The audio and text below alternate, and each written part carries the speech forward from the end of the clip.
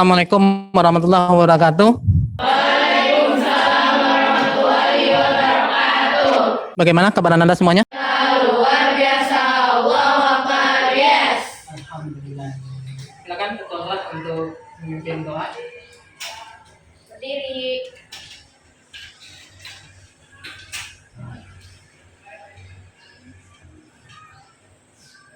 Siap gerak, hormat gerak, tegak gerak. Bismillahirrahmanirrahim. Alhamdulillahirabbil alamin. Arrahmanirrahim. Maliki yaumiddin. Iyyaka na'budu wa iyyaka nasta'in. Ihdinas siratal mustaqim. Siratal ladzina an'amta 'alaihim ghairil maghdubi 'alaihim waladdallin. Amin. Raditu billahi rabba wa bil islami dina wa bi Muhammadin sallallahu alaihi wasallam nabiyyan wa rasulah. Rabbi zidni ilman warzuqni fahma. Rabbi shrah li sadri wa yassir li amri wahlul 'uqdatam min lisani yafqahu qawli. Tetap semangat untuk belajar. Semangat. Jangan lupa untuk menjaga kesehatan. Baik, siapa yang tidak masuk hari ini?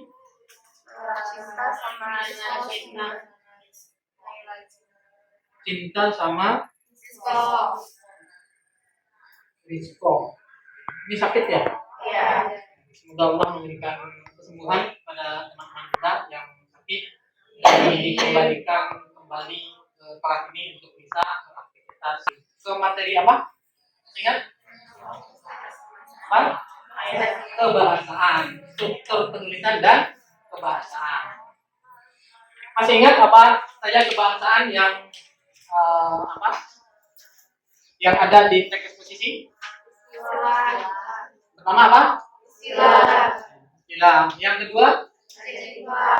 Adjektiva. Apa itu adjektiva? Terus selanjutnya apa? Pronomina. Itu apa itu pronomina? Ada di bawah tuh? Terus apa lagi? Konjungsi. Konjungsi apa yang dipakai? Bisa berikan contoh? Namun, ya, itu lebih kepada konjungsi kausalitas. Ada yang ingin ditanyakan mengenai materi kita yang telah dipelajari sebelumnya itu? Ada yang belum memahami atau ada yang masih bingung? Hari ini kita akan melanjutkan pembahasan kita, materi kita. Bagaimana menyusun argumentasi berdasarkan tesis. Di sini antum mencoba membuat teks eksposisi melengkapi tesis yang ada. Siap untuk belajar hari ini? Ya. Jadi, Bapak akan bagi antum, ya. Bagi per kelompok. Ini berapa orang semuanya? 19 orang. 19 orang. Jadi, dalam satu kelompok maksimal 4 orang, ya. Jadi nanti ada yang satu kelompok 3 orang. Ikhlas ya. Supaya tidak lama membagi kelompoknya, Bapak bagi saja. Ini kalau baris ini sama ini satu kelompok. Baris ketiga, keempat satu kelompok. Kemudian yang di tengah sudah cukup satu kelompok ya. Juga ini berarti ini yang 3 orang satu kelompok. Baris terakhir menjadi kelompok terakhir. Nah, silakan dibikin kelompoknya. Menghadapnya ke papan tulis ya, ke depan. Jadi dibikin setengah lingkaran. Karena nanti akan ada tayangan yang Bapak bagaimana menyusun argumentasi berdasarkan tesis. Itu sudah bisa? Enggak sempit? Perlu digeser ke sini atau ke belakang? Yang sini udah? Ke belakang udah nyaman? Udah? Ini udah oke? Sudah kelihatan kan Bapak? Nah, baik. Alhamdulillah sudah bisa tayang. Nah, ini materi yang berkaitan dengan bagaimana menyusun teks eksposisi berdasarkan tesis. Nah, silakan perhatikan.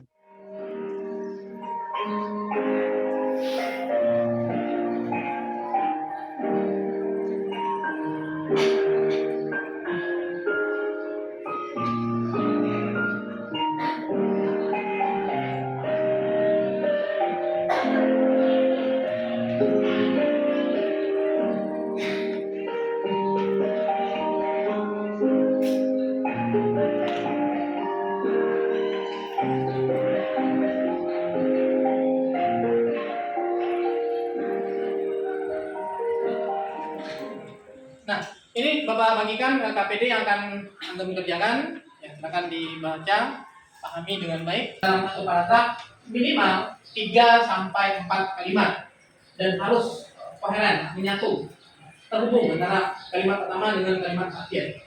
Sampai sini ada yang ditanyakan tentang petunjuk? Ada ya? Silakan lanjutkan. KPD-nya di sini jangan lupa untuk mengisi identitas, kemudian tanggal. Ya, diisi tanggal berapa sekarang? Tanggal 8, 8 apa 9? Bulan? Nah, kelompok. Nah, kelompok silakan dibuat sendiri, dinamain sendiri. Misalnya kelompok mujahidah dan lain sebagainya, ya. Nah, nama anggota itu nama antum. Satu kelompok, siapa saja. Tulis yang lengkap namanya ya. Jangan nama panggilan. Karena Bapak kalau nama panggilan tidak apa. Baca dulu tunjuk pengerjakannya. Jangan lupa menulis identitas yang lengkap, jelas dan lengkap. Kemudian perhatikan petunjuk soal dengan teliti. Ada petunjuk soalnya. Kemudian bacalah soal secara cermat, penegasan ulang satu paragraf. Jadi 2. Ada lagi yang lain bertanya? Argumentasi itu dalam satu paragraf terdiri dari minimal 3 atau 4 kalimat. Kita anggap saja 4 kalimat. Jadi antum satu kelompok itu ada 4 orang. Nah, menyumbang aja satu kalimat, ini satu kalimat, dan ini satu kalimat. Jadi ada 4. Kalau lebih dari 4 kalimat, wah mantap, keren, luar biasa. Intisari dari tesis, pahami intisarinya. Dalam menganalisis itu bertanya, seakan-akan ini apa sih maksudnya? Misalnya seperti ini. Al-Quran merupakan kitab suci umat Islam yang diturunkan atau diwahyukan kepada Nabi Muhammad SAW. Kamus Besar Bahasa Indonesia (KBBI) menjelaskan Al-Quran diturunkan pada Nabi Muhammad SAW dengan perantaraan malaikat Jibril. Al-Quran ini diberikan oleh Allah Subhanahu Wa Taala untuk dibaca, dipahami, dan diamalkan sebagai pedoman hidup bagi umat manusia. Adanya Al-Quran membuat perjalanan hidup di dunia jadi terarah. Gagasan pokoknya apa itu? Baca Al-Quran. Ada lagi yang lain? Baca Al-Quran. Kenapa kita harus baca Al-Quran? Jawabannya itu sebagai argumentasi antum. Kalimat atau paragraf penegasan ulang. Silakan diskusikan teman-teman.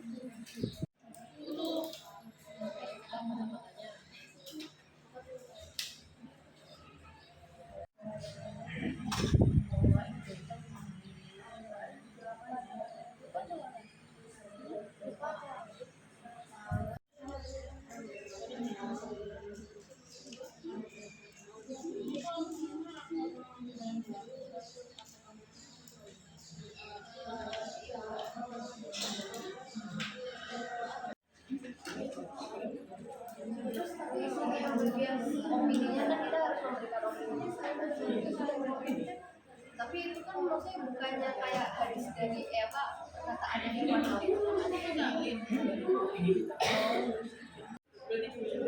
atau pahala yang didapatkan gitu ya. Jadi yang juga tadi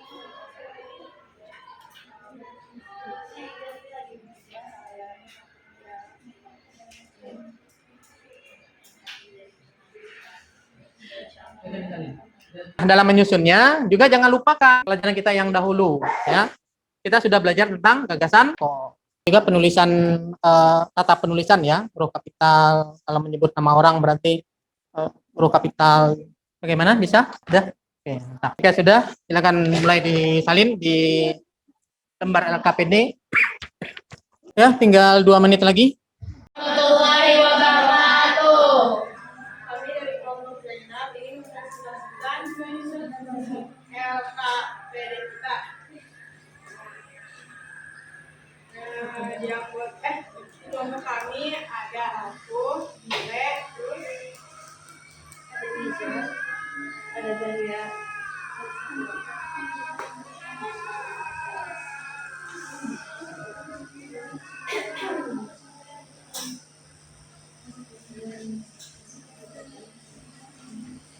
Zaman Rasulullah, Al-Quran ditulis oleh sahabat pada media seperti kulit binatang, tulang-tulang, ataupun melekat kurma.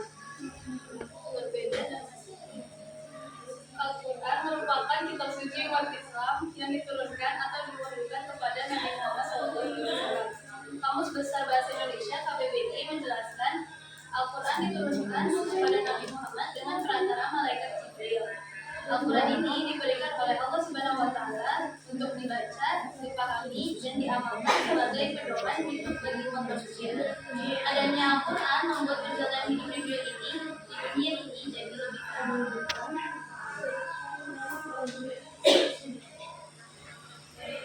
zaman Rasulullah, Al-Quran ditulis oleh sahabat pada media seperti kulit binatang, tulang-tulang, ataupun pelepah goma, berbeda dengan zaman sekarang. Al-Quran sudah bisa dicetak dalam berbagai media. Ada yang kertasnya berwarna putih ataupun berwarna kuning. Selain media offline atau media cetak, sekarang ini membaca Al-Quran bisa dengan gawai atau gadget. Akan tetapi, dengan begitu banyak kemudahan, masih banyak orang-orang yang malas membaca Al-Quran. Padahal ada banyak sekali manfaat dari membaca Al-Quran. Salah satu dari manfaat yang paling terkenal di kalangan masyarakat adalah Al-Quran akan menjadi syafaat di hari kiamat kelak.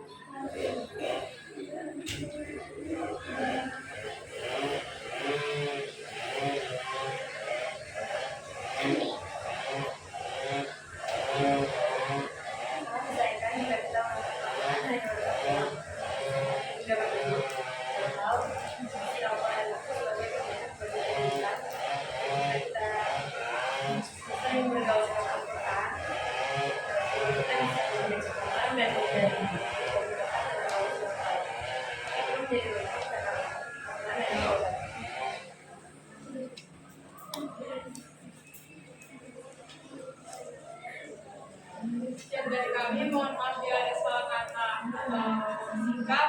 Wassalamualaikum warahmatullahi wabarakatuh. Waalaikumsalam warahmatullahi wabarakatuh.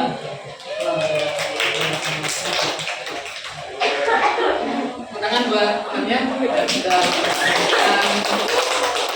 ya kelompok. Siapa lagi? Silakan. Kelompok mana lagi?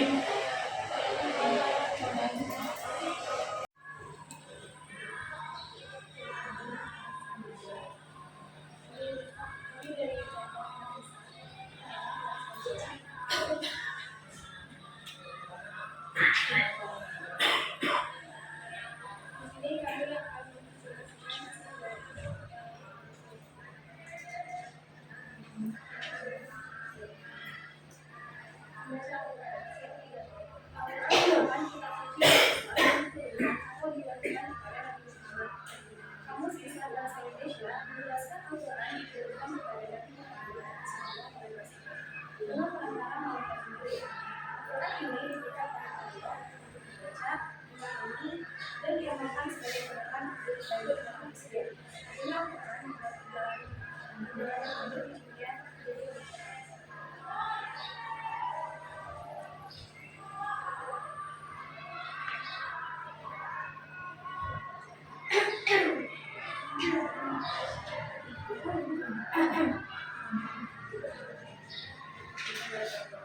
Kita simpulkan pelajaran kita di hari ini. Yang pertama, materi kita adalah bagaimana menyusun argumentasi berdasarkan tesis di teks eksposisi. Langkah yang pertama yang perlu dikerjakan adalah bagaimana kita membaca dan memahami. Kemudian yang kedua apa? Analisis tesis tadi dengan menemukan gagasan pokoknya. Selanjutnya apa? Bisa merancang argumentasi dan menuliskannya secara rapi ya di dalam hasil pekerjaannya dengan memperhatikan bagaimana penulisan huruf kapital, pembuatan kalimat efektif, membuat kalimat majemuk dan lain sebagainya. Ya, ada pertanyaan sampai sini? Tidak ada, alhamdulillah. Kita cukupkan pertemuan kita sampai di sini pada hari ini dan kita tutup dengan baca doa. Siapa pimpin doa tadi?